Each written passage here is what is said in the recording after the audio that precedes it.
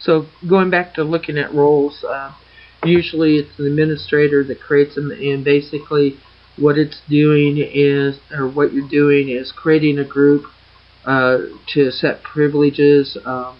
You can include other roles within that role.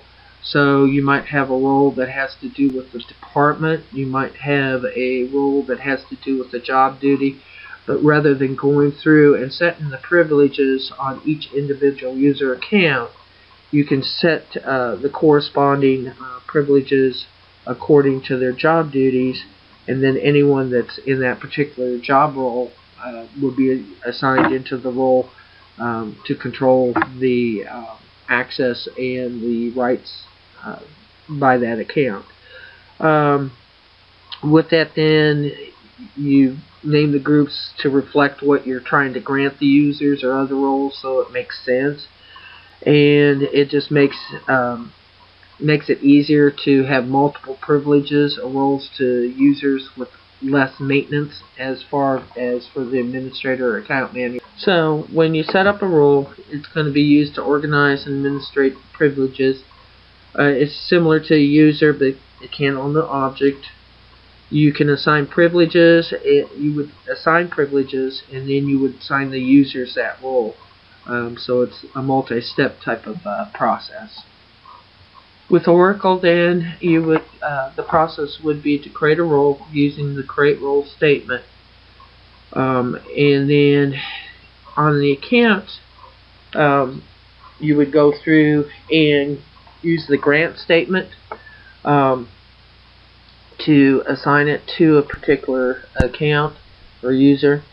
Likewise, you can do a revoke command to remove that role, or you can use the drop statement to completely remove it.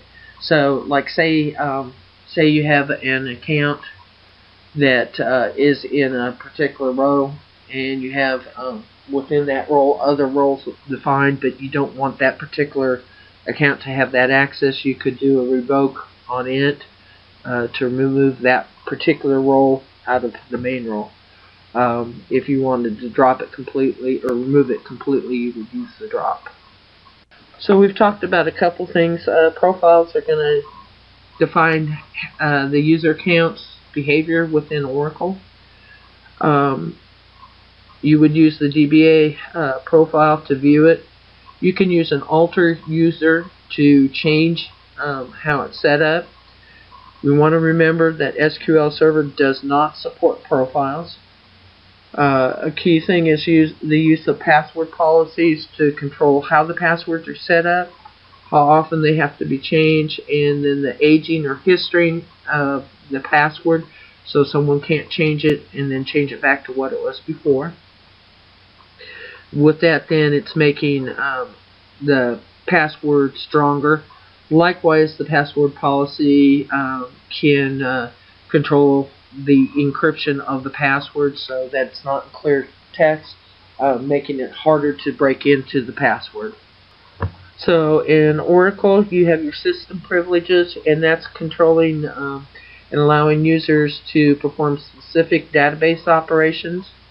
And then when you look at your object privilege, then you're looking at controlling access to a specific object itself. You can use the grant and revoke on your roles to control the user account's access and privileges.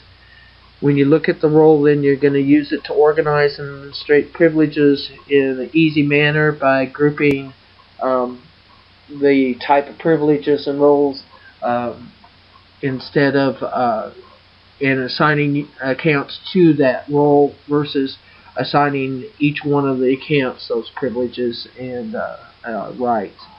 So with that, the role can it's like a user, but it can't actually own the object, and you can use the role to actually assign privileges. I hope that's kind of a good overview of what's going on, and you will be doing this in your lab, setting up profiles and roles for your accounts that you created.